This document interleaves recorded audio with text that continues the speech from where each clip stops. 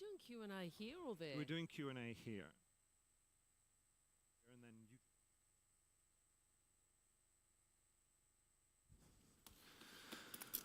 you Minister Wong, High Commissioner Hodgman, Excellencies and friends, to all of you gathered here in the room in Singapore and to the more than 1,000 people watching this broadcast online, welcome to this IISS special lecture with Australia's new Minister for Foreign Affairs, Penny Wong.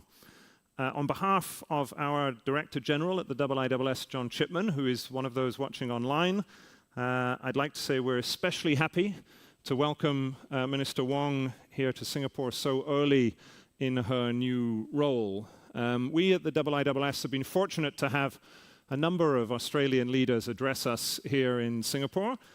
Prime Minister Malcolm Turnbull gave the keynote address at the IISS Shangri-La Dialogue in 2017. Minister Wong's colleague and Australia's Deputy Prime Minister and Defence Minister Richard Marles gave a well-received address at the most recent Shangri-La Dialogue just over there earlier this month. And we're especially pleased to have Minister Wong join us this evening, given she had previously agreed to do a lecture with the IISS a few years ago before COVID-19 intervened. So we're now pleased to have this right on time. Senator, you have traveled widely already in your first month since Australia's election in May, but on behalf of everyone here, I wanted to say that we're grateful to you for choosing Singapore to make your first major speech to the region. Before we begin, I wanted to say a few brief thanks. Firstly, to High Commissioner Hodgman, Deputy High Commissioner Angela Robinson, and the team at the mission here for their support in putting on this event. I also wanted to thank the Minister and her team for Australia's support in backing the IISS's Southeast Asia Young Leaders Program, which is an important part of our Shangri-La Dialogue, in which we invite young leaders from around Southeast Asia and the region to come to the Shangri-La Dialogue and participate in it. And we have a good number of Southeast Asia Young Leader Program alumni in the audience here this evening and joining us online. And I expect you're going to hear from a few of them in the Q&A section towards the end. Before we begin, a little bit of housekeeping. Our lecture program this evening will run for precisely 1 hour. In a second, I'll hand over to Minister Wong, who will speak for about 25 minutes. We'll then have roughly half an hour for question and answer. Those of you in the room who would like to ask a question, simply raise your hand and a microphone will find its way to you. Those of you joining us online who want to ask a question, please leave a question including your name and title on the Zoom platform, and we'll ask as many of those as possible. One question only, please. Please keep the questions brief, and for those of you in the room, please turn your phones off or to silent. I think it's fair to say that the Minister's speech this evening comes at a timely moment in a number of respects. First and most obviously, we are in a moment of geopolitical upheaval in the aftermath of Russia's invasion of Ukraine, and in particular given tense relations between the United States and China. It's also a time of intense diplomatic activity. We today in Singapore have a superfluity of foreign ministers in town in advance of the G20 foreign ministers meeting, which Minister Wong and a number of others who've been here today will be going to tomorrow. But secondly, it's a challenging moment for Australia, given the country's fast-changing geopolitical position. Minister Wong commented before the election that Australia is facing its most challenging strategic circumstances since the Second World War. Third, however, it's a moment of renewal in Australian foreign policy as a new government arrives with new priorities and a new approach to the kind of alliances and partnerships that Australia needs in order to pursue its sense of its own national interest. And it's on that topic this evening that Minister Wong has decided to give her IISS special address. She has entitled this address A Shared Future, Australia, ASEAN, and Southeast Asia. During the recent Australian election, now Prime Minister Anthony Albanese pledged that his new government would deepen engagement with Southeast Asia. The new government now has a range of plans, including a Southeast Asian envoy and a new office of Southeast Asia in the Department of Foreign Affairs and Trade, which Senator Wong now leads. As a result, her speech, I think, is going to be of great interest, not merely to those of us gathered here in Singapore, but to so many of you who join us this evening from around the region and beyond. So with that, on behalf of all of us at the IISS, can I, on behalf of those of you in the room and those of you online, welcome Minister Wong to the stage to give your IISS special lecture. Thank you very much.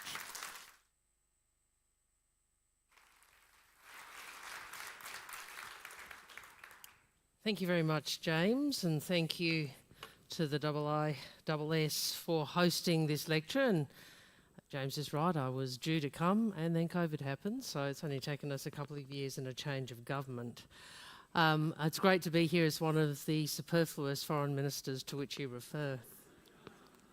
Can I acknowledge many people, the representatives of the Singaporean government, business leaders? Can I acknowledge our High Commissioner Hodgman and the Deputy High Commissioner from Australia? Can I acknowledge members of the Diplomatic Corps and members of your vibrant think tank and academic community? And before I go to the substance of my speech, I did want to start by saying to you there are a number of things that have and will change as a result of Australia's change of government.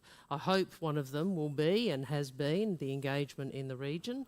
But another aspect, which I'll come to in my speech, but I did want to start with, is our commitment to elevating the perspective, the experience of our First Nations people in our engagement with the world.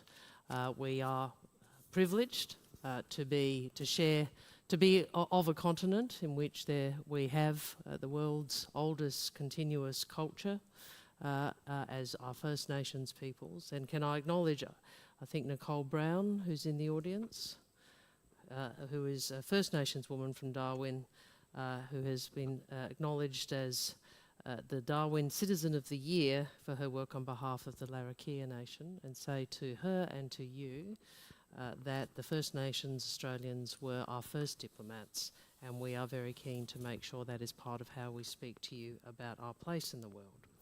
It is always a pleasure to be here in Singapore. It's a country I've visited many times. I confessed to Minister Vivian, as he seems to be called, that I'm old enough to remember the airport before there were air bridges as a child.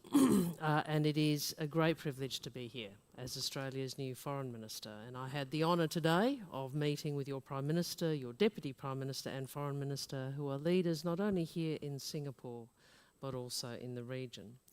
And I look forward to working with them in the years ahead to deepening the connections between our countries and also partnering in the region. It is a region we share, and it's a region I know well. It is the region I'm from. And it says something about my country, our country, modern Australia, that last week I was able to return to Kota Kinabalu, the Malaysian city of my birth, as Australia's Foreign Minister. And it says something about Australia's foreign policy. Because at its core, foreign policy is an expression of national values, national interests, and national identity. So it starts with who we are. There are 25 million Australians, more than 1 million of whom claim Southeast Asian heritage. My Malaysian heritage is one of at least 270 ancestries now represented in Australia. And I am not the only Malaysian-born member of the government. Newly elected parliamentarians have their origins in Vietnam, Laos, India, Sri Lanka, Afghanistan and elsewhere, and there are more Indigenous parliamentarians than ever before. And those of you who have spent time in Australia will not be surprised by the fact that our parliament is ever more reflective of our modern multicultural society. A society where more than half of our population was born overseas or has a parent born overseas. And those of you who have spent time in Australia will also know something about Australians in general. We are curious and optimistic. We are interested in the world around us. We seek to travel, explore, engage and understand. And of course, we value openness, opportunity, fairness and respect. We are a nation proud of our diverse heritage, a nation that brings together people from across the world, a nation that shares common ground with so many of the world's peoples. And we see ourselves not as a former colony, but firmly in the centre of global activity and enterprise, part of the most vibrant and dynamic region in the world. We share a region and we share a future. Our region is being reshaped and we have to navigate this period of change together. And this is because whilst we may have our differences, we can all agree that we want to live in a region that is stable, prosperous and respectful of sovereignty, where disputes are guided by international law and norms, not by power and size. A region that is peaceful and predictable, where our countries and peoples can cooperate, trade and thrive, where our relations are based on partnership and respect, a regional order with ASEAN at the centre. Australia is committed to ASEAN centrality, and today I want to spend some time talking about what that means to Australia. The first element of ASEAN centrality is geographical. That may sound obvious, but there's more to it. Our continent is bounded by the Indian and Pacific Oceans, with Southeast Asia between them, connecting them at the centre. Our links to the world are shaped by the contours of Southeast Asia's mainland, through its archipelagos and around its islands. What happens in, to and through this region is strategically central to Australia's future. ASEAN centrality means that we will always think about our security in the context of your security. We understand deeply the ways in which they are interconnected. And we believe that Australia must find its security in Asia, not from Asia. And that means, above all, in Southeast Asia. We know we will always be better off in a world where rules, whether they govern trade or the maritime domain, or the environment or military engagement, are clear, mutually negotiated and consistently followed. And for that, we need to continue to build alignment together and with others to help shape outcomes in ways that support our collective interests. ASEAN is already essential to building alignment around shared objectives. Each week, somewhere in Southeast Asia, Australians and their ASEAN counterparts are using our extensive network of dialogues and forums to weave together our collective interests and purpose on issues from counter-terrorism to climate change, from energy to education, from cyber threats to phytosanitary standards. I want to see more of that. And as a regional organisation that brings together intrinsically diverse states, ASEAN has helped to bring order, security and prosperity. It was your esteemed colleague, Bilahari Kausikan, who said that if ASEAN didn't exist, we'd have to invent something very much like it to keep the peace. Its rule-based approach to managing relations between its diverse members is one of its strengths, because ASEAN embeds the regional interest as part of the national interests of each member. And it draws in all regional powers to engage with it as an entity and with its members. This is its core strength that holds the region together. So as an entity, ASEAN is indispensable. And we recognise ASEAN's profound contribution in the creation of the Treaty of Amity and Cooperation and the work of Southeast Asian states in influencing the progress of the UN Convention on the Law of the Sea. These agreements have helped shape the regional and global order, the inheritance we have today. Together, all of these strengths, ASEAN's representation of diverse states, how it amplifies their voices and balances major power interests, are the ways in which ASEAN holds the centre of the region. The East Asia Summit, the ASEAN Regional Forum, the ASEAN Defence Ministers Meeting, plus all structures for this regional engagement, not to solve all of its problems, but to give space to give space to states which have a legitimate interest in the region to contribute to a strategic equilibrium. All countries that seek to work with the region have a responsibility to engage constructively with and through ASEAN, including major powers. Respectfully, I would like to draw out a couple of contemporary challenges to ASEAN centrality, and the first is Myanmar.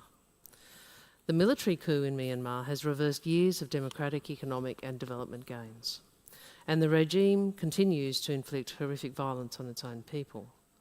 Australia urges an end to violence and open access for humanitarian assistance.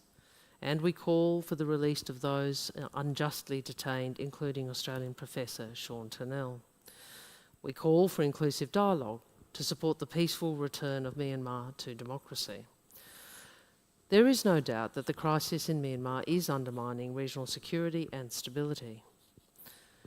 Australia backs ASEAN's attempts to restore dialogue, to engage with Myanmar's democratic voices and to end the violence. And we strongly support the work of the ASEAN Chair's Special Envoy. And, like many others, we call on the regime to respect ASEAN's role by implementing the ASEAN 5-point consensus without delay. I've had extensive discussions in the region about the situation in recent weeks, and frustration with the lack of engagement by the Tatmadaw is clear. Another crisis is further afield, but does have direct implications for ASEAN and the region. By invading Ukraine, Russia is also attacking the norms of the international order. The invasion was unprovoked, illegal, immoral and inhumane, and it has brought death and suffering on innocents. It has exacerbated global hunger, disrupted food exports, increased energy prices, raised fertiliser costs, causing global food prices to spike. Russia's blockade of seaports has disrupted Ukraine's growing season and capacity to export agricultural commodities, meaning millions of tonnes of products are unable to reach global markets, with serious consequences for food security in many countries, including in Southeast Asia. I observe that many in the region have come to see this not as some distant conflict, but as a dangerous strike against the principle of this region's Treaty of Amity and Cooperation. I recognise Singapore's sanctions against Russia as a mark of its resolve to support these principles, as well as the decisions of 8 Southeast Asian states to join the global majority at the UN General Assembly in condemning Russia's invasion. I also note the historical comparisons offered by Cambodian Prime Minister Hun Sen. Russia's actions are an assertion that might should be right, that a larger country is entitled to invade and subjugate a smaller neighbour, to decide whether another country can even exist. We can all agree that such behaviour must not be normalised. And it is especially important for countries that play leading roles in international fora and countries with influence on Russia to exert their influence to end this war. And this includes China as a great power, a permanent member of the Security Council, with its No Limits partnership with Russia. Exerting such influence would do a great deal to build confidence in our own region. The current situation calls to mind a comment by a former Australian Prime Minister who you will all know is deeply committed to the region. Paul Keating, many years ago, envisaged that as China steps up to a larger leadership role, it will at the same time need to be willing to accept and respect restraints on the way it uses its immense strength, because the acceptance of such restraints by great powers is the key to any successful and durable international order. More recently, your Prime Minister observed, to grow its international influence beyond military strength, China needs to wield this strength with restraint and legitimacy. The region and the world is now looking at Beijing's actions in relation to Ukraine. But this has also been true in respect of its regional actions as its strategic outreach has intensified. The kind of restraint Prime Minister Lee and Mr Keating reference would give the region and the world greater confidence. But regardless of the character of the leadership Beijing chooses to demonstrate, we all have our own choices to make, and we all have our own agency to exercise. We are more than just supporting players in a grand drama of global geopolitics, on a stage dominated by great powers. And it is up to all of us to create the kind of region to which we aspire. A stable, peaceful, prosperous and secure region. It is up to all of us to work together, to assert our resolve, to uphold the rules and norms that have underpinned our growth and our stability and that have served the nations of the world, large and small. It is up to all of us to work towards a strategic equilibrium in the region. Again, ASEAN is at the centre of this imperative. Australia has the honour of being a comprehensive strategic partner of ASEAN, which places even greater responsibilities on us to contribute to this equilibrium. We are deepening our contribution and our cooperation under this partnership in areas of shared interest like combating climate change, building health security, and advancing the ASEAN outlook on the Indo-Pacific. Australia has long contributed to security in the region, including through our longest-standing regional security mechanism, the Five Power Defence Arrangements with Malaysia and Singapore. As you know, these commit us, along with the UK and New Zealand, to consult in case of an armed attack on Malaysia or Singapore. Long and indispensable anchor for regional security cooperation, we are expanding cooperation through these arrangements on humanitarian assistance and disaster relief, counter-terrorism and maritime security. And this is strengthened by the depth and breadth of training, exchanges and intelligence cooperation we share with Singapore under our bilateral comprehensive strategic partnership. We share the world's longest maritime boundary with Indonesia, requiring considerable cooperation, whether that be on border protection, in the fight against transnational crime and human trafficking, or in the management of our shared marine resources. We know that tackling our shared challenges goes beyond our shared borders. And the new Australian government has made clear our intentions to enhance our defence, maritime and economic cooperation with Pacific Island countries. We see this as two sides of the same coin, working across the Indo-Pacific to build the region we want. And we will work to bridge our cooperation across Southeast Asia and the Pacific to address shared challenges. But we can do more. We can seek new partnerships and new arrangements that also contribute to these objectives. We see the Quad as working alongside ASEAN and other regional architecture to strengthen our shared interests with the countries of Southeast Asia. And this is why the Prime Minister and I travelled to Tokyo to the Quad leaders meeting right after our election. We know that coordinating closely with our ally, the United States, and Japan and India brings real benefits to the region. Benefits like COVID-19 vaccines, coordinated action on climate change, responding to infrastructure needs and the sharing of enhanced and transparent data to improve maritime domain awareness across the Indo-Pacific. Guided by the principles of ASEAN's outlook on the Indo-Pacific, we see these regional powers as partners to help sustain and build the regional order we seek.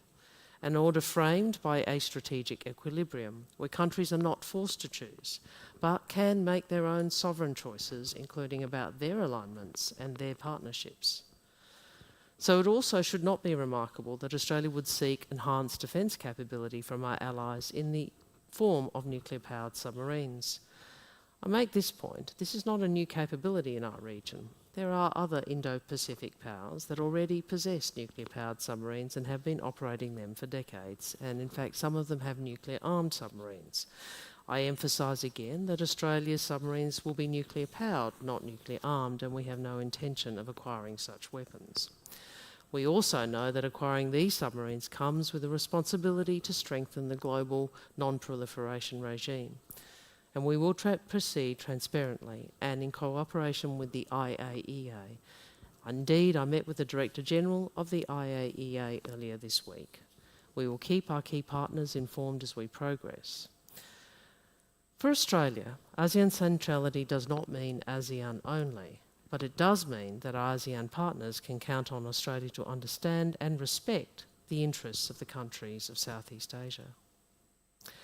Another aspect of ASEAN centrality for Australia is economic. Other countries and areas of the world will continue to be vital to our prosperity as they will be to yours. But any match-up of economic complementarity with growth potential, the greatest trade and economic opportunities for Australia over the next 30 years lie in this region, lie in the ASEAN region. Already, our two-way trade with ASEAN is greater than our trade with Japan or the United States, worth more than $100 billion. The ASEAN Australia-New Zealand Free Trade Agreement and the Regional Comprehensive Economic Partnership Agreement, as well as bilateral trade agreements with ASEAN members, offer a solid foundation for future growth. The delegation of senior business people that accompanied Prime Minister Albanese and me to Indonesia a few weeks ago was a clear signal that Australia wants to expand that economic relationship, to deepen trade and investment ties with Southeast Asia, and that our business community is alive to these opportunities. Here in Singapore, we have pioneering initiatives such as the Green Economy Agreement. Once we finalise it this year, it will be a world-first government-to-government agreement to drive trade, economic and environmental cooperation as we decarbonise our economies. And our private sector is taking promising steps. Australian company Sun Cable is progressing a project to construct a 4,200 kilometre undersea cable from Darwin to Singapore to provide renewable energy generated from what could be the world's largest solar farm in Australia's Northern Territory. This is the kind of ambition we need to face up to the challenge of climate change and set the region up for a more prosperous future, powered by cleaner and cheaper energy. We will be bringing more momentum to our economic links in the region by delivering an ASEAN economic strategy to map current and future export and investment opportunities across key ASEAN markets for Australian business and investors. And this will be underpinned by our commitment to strengthen the development goals of key countries across Southeast Asia through an additional $470 million of official development assistance. And the Australian government will bring this work together by establishing an Office of Southeast Asia in my department to collaborate across ministries, states and key sectors. Of course, even with all of this cooperation and deeper engagement, Australia will not always agree with the policies or actions of individual ASEAN states any more than you always agree with each other. But ASEAN centrality means we will never do so lightly or thoughtlessly. Wherever possible, we will talk through such disagreements with our individual partners, or when it is necessary, collectively with all of you. It is because we see our futures as being tied together even more than our shared past. Which brings me to the final aspect of ASEAN centrality for Australia, and that is our history. When I accompanied Anthony Albanese to Jakarta on his first bilateral overseas visit as Prime Minister, we also visited Makassar. At the university there, the Prime Minister told the story of the first known trading links between the Australian continent and the world. And these date back to at least the beginning of the 1700s, well before European arrival in Australia. Each year, traders from Makassar would journey to the Australian continent seeking tripang from the Yolngu people of Arnhem Land. When Australia finally established its own foreign service after the Second World War, the countries of Southeast Asia broke from the long period of European colonisation. The first tests for Australian foreign policy came in Southeast Asia.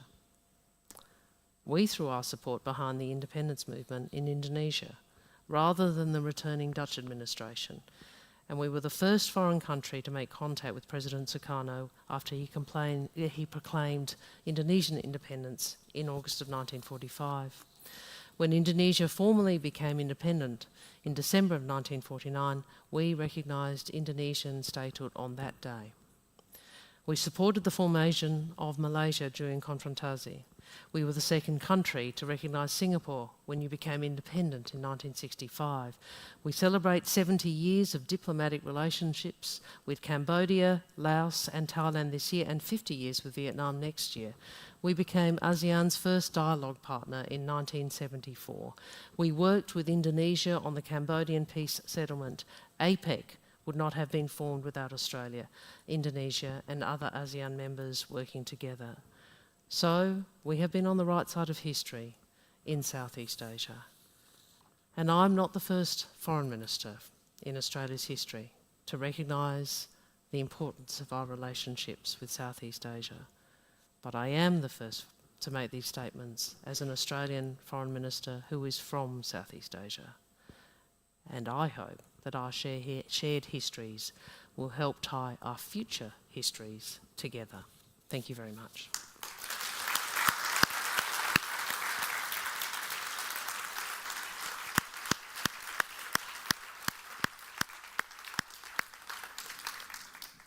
Minister, thank you very much for that. That was a considered and thought-provoking set of remarks. We're now turning to our question and answer section. As I said before, for those of you in the room, if you would like to ask a question, please raise your hands. If you would stand when you ask the question and introduce yourself by name and title so that the Minister and everyone else knows who you are. Those of you online who would like to ask a question, please drop it in the question now. I'd like to start by taking an online question. I mentioned before our IISS Southeast Asia Young Leaders Program. We're also this year launching a fellowship program with the support from the Australian government. And one of our inaugural fellows, writing this evening from Hanoi, Bic Tran, said, "Thank you, Minister Wong. My question is about the regional response to Russia's invasion of Ukraine.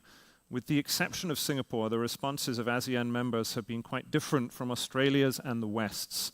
How will the Albanese government manage this divergence when working with Southeast Asian states?" Oh, look, I think I dealt with this to some extent in my speech. Each country makes its own decisions about how it wishes to respond to these sorts of events.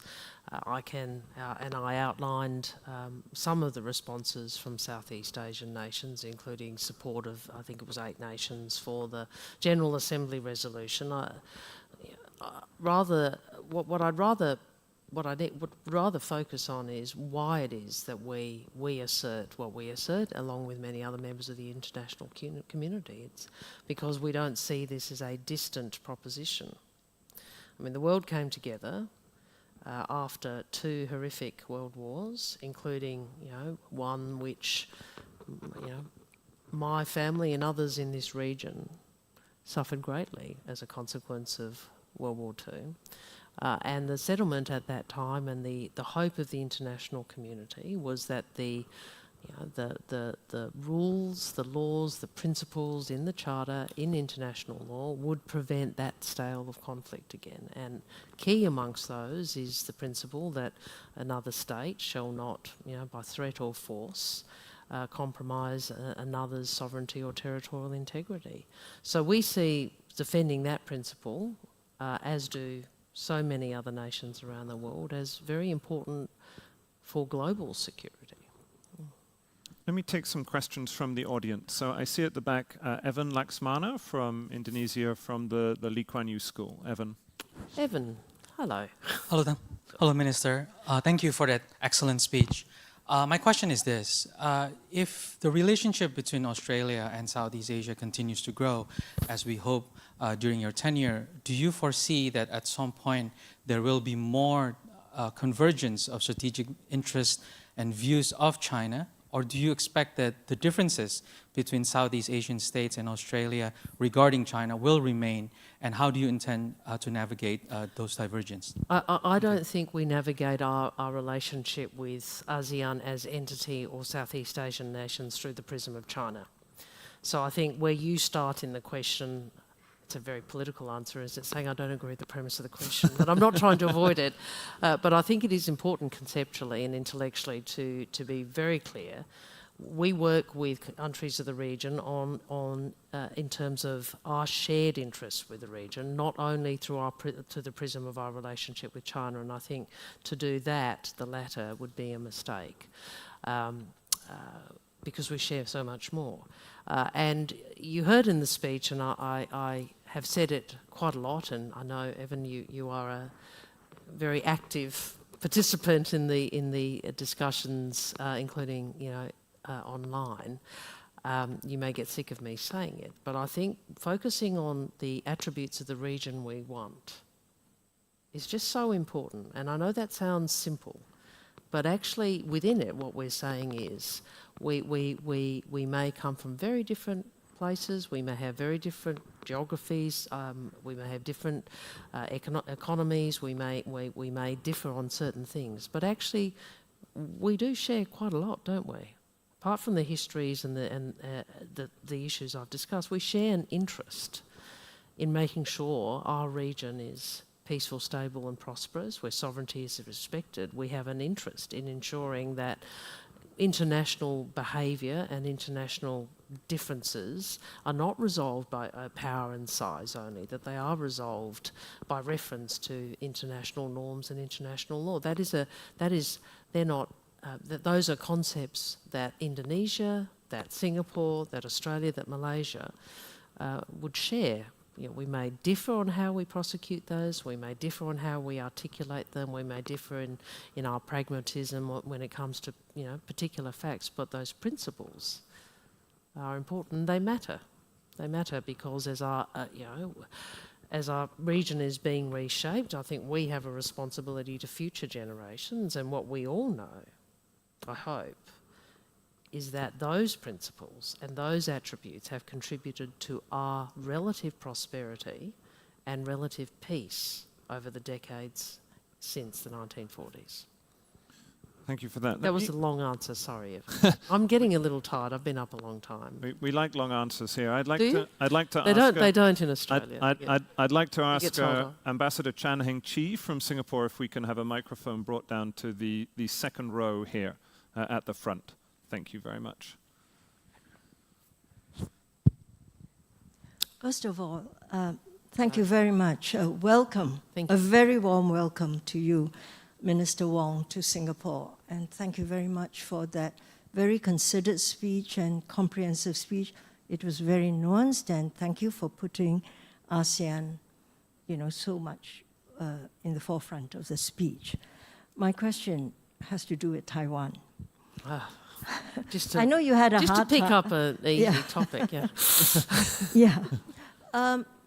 I recall Foreign Minister Alexander Downer, some years back, made a comment that, let me just paraphrase him, and maybe I'll paraphrase him slightly wrongly, that the United States should not take it for granted that Australia's position on Taiwan would be, you know, exactly the same. And now, how did he put it?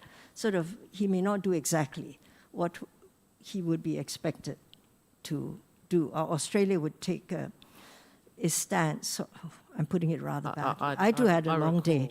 Yeah, but I think you know that speech. And he was visited by a senior official from the United States in Australia after that. Then was then, now is now.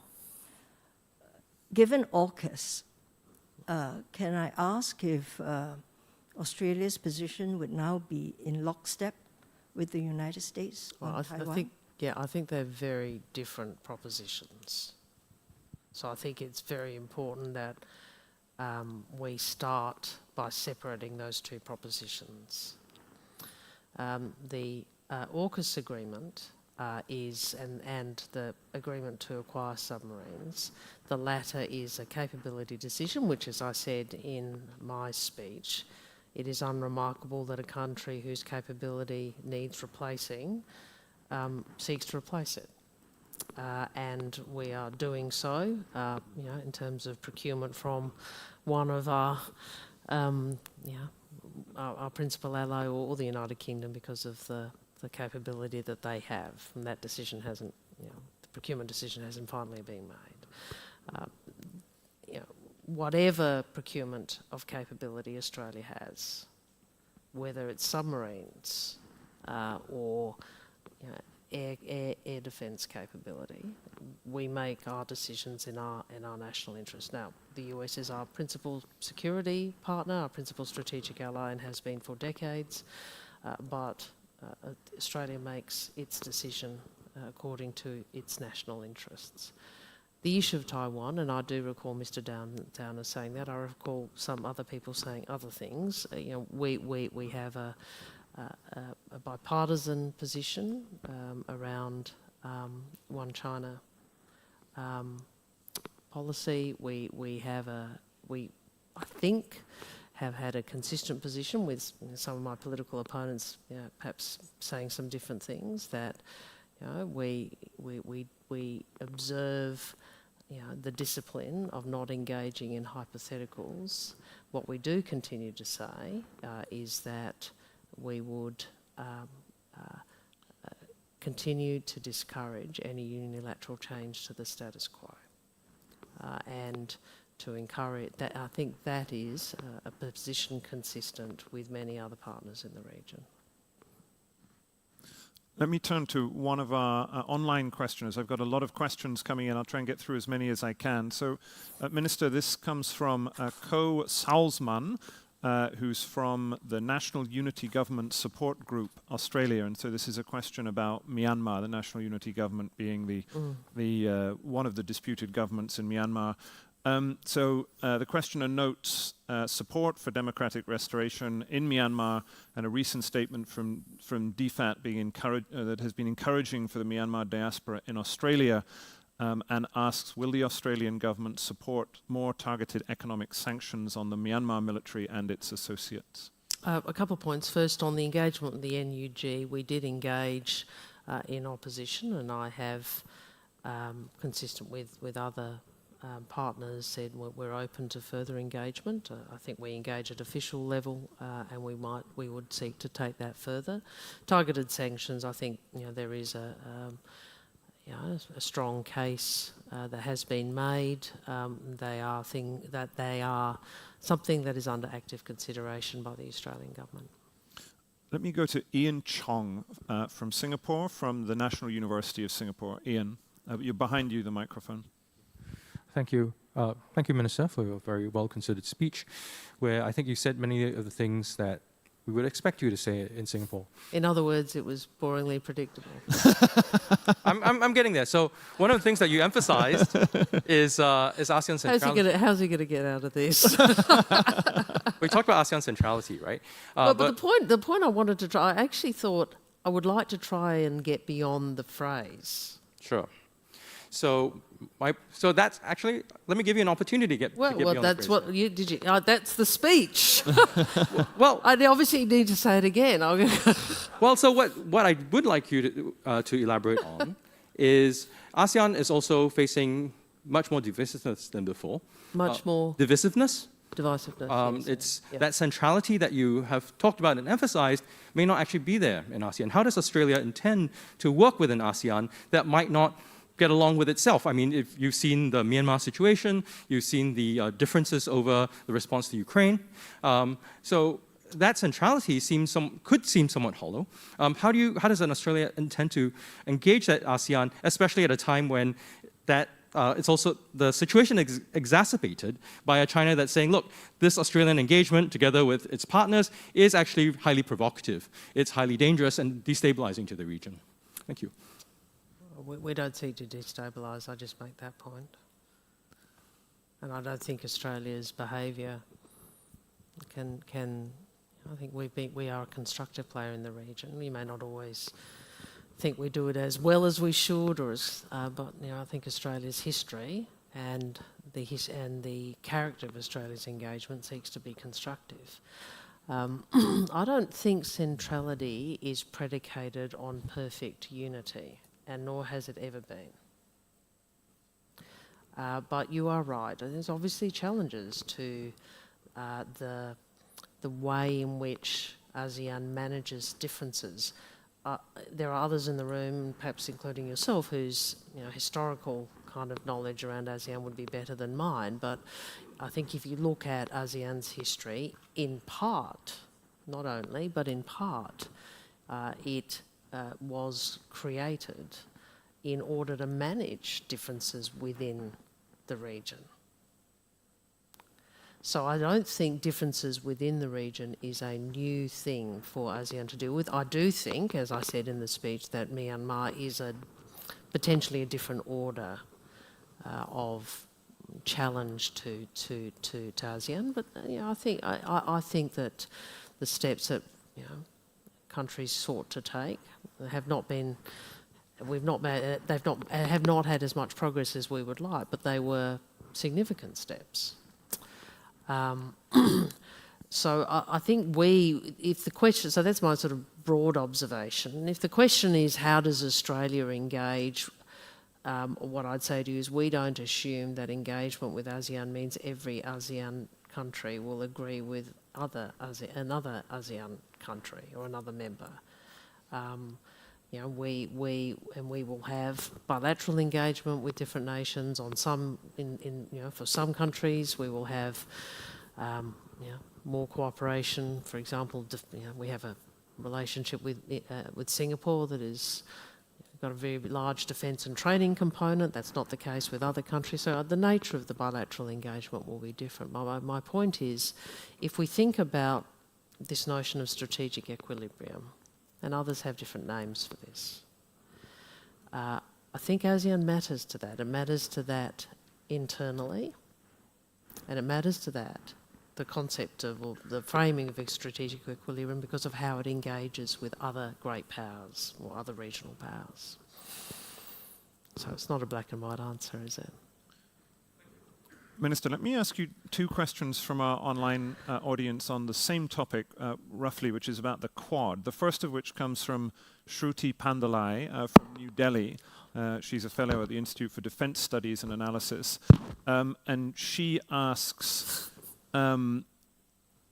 what reassurances that you and your government can give to those worried in Southeast Asia about the role of the Quad? She uses the phrase that the Quad is a force for good in the region. And relatedly, Bryce Wakefield, who you'll know, the National Executive Director of the Australian Institute for International Affairs in Canberra, asks about the proliferation of bodies like the Quad and AUKUS that you mentioned in your speech, and how you bring coherence to this large number of minilateral groupings. So I wonder if you... Well, I think broadly I'd say, you know, we do live in some pretty challenging times, don't we? We live... we all accept and understand there is strategic competition between the great powers, and what all nations of the region are seeking to do is to work out how that is navigated. And I think the purpose of engagement is, you know, the purpose of some of the engagement that is described is to manage, you know, both that competition, but also the provision of public goods, the provision of benefits to the region, which may not be able to be delivered in other contexts. So I don't, you know, we've said we see the Quad working alongside ASEAN, and you look at some of the things that the Quad is doing, and I went through them in the speech, whether it's the delivery of vaccines or the maritime domain awareness. You know, these and other issues are benefits, are shared benefits. I think, you know, engagement with partners. You know, I'm from the Labor Party. We like working collectively. We actually think that's not a bad thing. You can get good outcomes if you work collectively. What was the second thing? The proliferation. Are there, in a sense, are there too many of these groupings, AUKUS and the Quad, and does this reflect a failing on the part of ASEAN that you need all of these new bodies? No, I don't think they're different. I mean, the Quad partners are not, you know, it's a different set of partners for a different sort of purpose, and we see the Quad as working alongside, as I said, alongside ASEAN, and I think I've responded on AUKUS. I think conceptualising AUKUS as and the submarines in the way that question implies, I don't think is accurate. Yeah. Let me turn to my colleague, Dr. Ewan Graham from the IISS. Ewan. Thank you, Foreign Minister. It's great to see you here. Thank you for giving the lecture that you've done for us today. You've been very persuasive in making the case for why Southeast Asia matters to Australia. Apparently not to the gentleman at the back. But that's okay. Well, you persuaded me. You win some, you lose some. I think the harder proposition, and this may not be new to you, is persuading the region that Australia matters to it. That's not always obvious in Australia, where I think the tendency can sometimes be to expect that Southeast Asia will give equal attention. If you accept that is a problem, how would you answer the straight question Why should Australia matter to Southeast Asia? Well, I think I accept that there is an onus on us to be forward-leaning, to engage deeply and respectfully, to listen, and to not assume that other nations which are,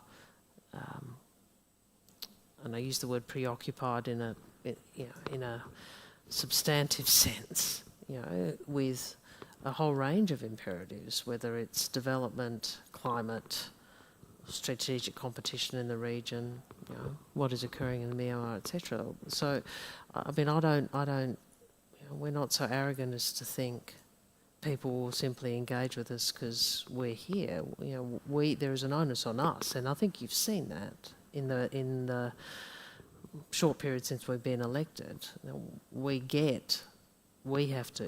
I have to, the Prime Minister, the Deputy Prime Minister, you'll see the Treasurer at the Prime Minister's G20 meeting as well, Finance Minister's G20 meeting.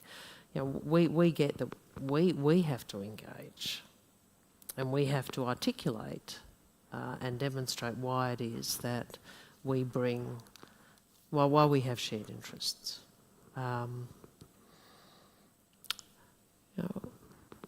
You're right, sometimes in Australia, every country has its, you tend to start with your domestic focus, don't you? But I think we are really clear about the obligation or the onus on Australia to engage in the way we're seeking to do. And you know the history of a lot of foreign policy is bipartisan, but my side of politics has had a long history of regionalism and of a focus on this region. And we will reprise that and re-energise it. Let me go back to our online audience. Ravi Vellore, who will be known to many of you, is the chief foreign policy commentator of the Straits Times newspaper. He says sorry for not being here this evening. He said, Senator Wong, it's always been said that Australia faces the dilemma, the United States for security, China for prosperity. Has that dilemma been resolved firmly in one or the other direction? I think that, well, the United States remains our principal strategic partner, but the world that Prime Minister Howard articulated, where we could keep those two relationships or domains separate, I don't think is the world in which we operate today. But that's not only about us. I think that isn't the world in which I think the region knows that.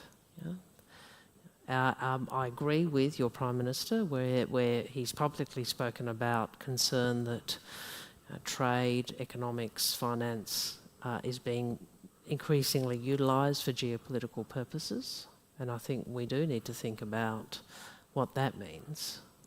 But I think that the sort of challenge we face around navigating a very different world and a different nature of economic and geo-economic engagement is not unique. Maybe it's a bit, what's the word, stark or obvious for us because we had such a large economic relationship with China, but it's not a unique position. It's the same set of challenges that many nations in the region are navigating. I'm conscious we're running quite short of time. I'm going to ask Ambassador Anne-Marie Schleich to ask a question, and then I saw one question at the back. And then I think I'm going to take a bundle of 3 to close. Whoa. So if you want to go first. I don't want you doing my press conferences. Thanks, James. Minister, great to have you here. You said in your speech countries should not be forced to choose. Yeah. Let me take that beyond ASEAN and talk about the Pacific Island countries. Next week there will be the leaders meeting in Fiji of the Pacific Island Forum, and already in 2019 Pacific Island Forum said we do not want to choose between the two big superpowers, and we do not want to be in the crossfire between the various nations in the region. And after your visit to Fiji, I think Prime Minister Bainimarama tweeted, our greatest concern isn't geopolitics, it's climate change. Yep. So how is this going to be on top of the agenda, climate change or geopolitics? What's the Australian position? First, we engage with Pacific Island nations because we are part of the Pacific family. So we are part of the region. We have a long history of working with the region on economic and security matters. I'm sure we've made mistakes, but we are part of the Pacific family, and that's how we approach it. On climate, our government was elected with a much greater degree of ambition on climate. Just in terms of history, many years ago I was Australia's first climate minister. That government, we quadrupled the renewable energy target. We finally ratified Kyoto, which Australia hadn't done. We worked very hard at Copenhagen to try and get a result, which unfortunately it didn't go as the world wanted, and we worked with Pacific Island nations and the small island developing states to work with them in the UNFCCC on climate. So our party has had a very clear position on climate for over a decade, and we have paid a political price at times for that, but we haven't deviated and we won't. My engagement with Pacific Island nations, I don't remember how many I've visited so far, 7, something like that. Anyway, quite a few. And we're going to the PIF next week. We have put climate change front and centre, because if you read the Boy Declaration, if you read anything that has been said by Pacific Island nations in recent years, regardless of where they sit politically, their number one economic and national security challenge is climate. And if you have been to many of these nations, you get a very clear sense of why. And the world should be grateful for these nations and other small island developing states for bringing to the UN negotiations on climate a clarity and an immediacy to those negotiations. So, we are authentic, we are genuine on this issue, and we will continue to engage with them on that basis. Minister, we're going to squeeze in one last very quick question at the back. Same question. There you go, we're done. Okay. Excellent. All right. Well, in which case, we've got about 1 minute to go, so I shall draw our evening's entertainment to an end. Thank you. Does he do this to all foreign ministers? Describe us as entertainment. Thank you very much for coming, James. Minister Wong. We look forward to having you back in Singapore again. For those of you watching online this evening, that draws our proceedings to a close, so thank you very much for watching. For those of you in the room, I would invite you just to stay in your seats while the Minister exits the room and to give her a big round of applause to thank her very much for coming this evening.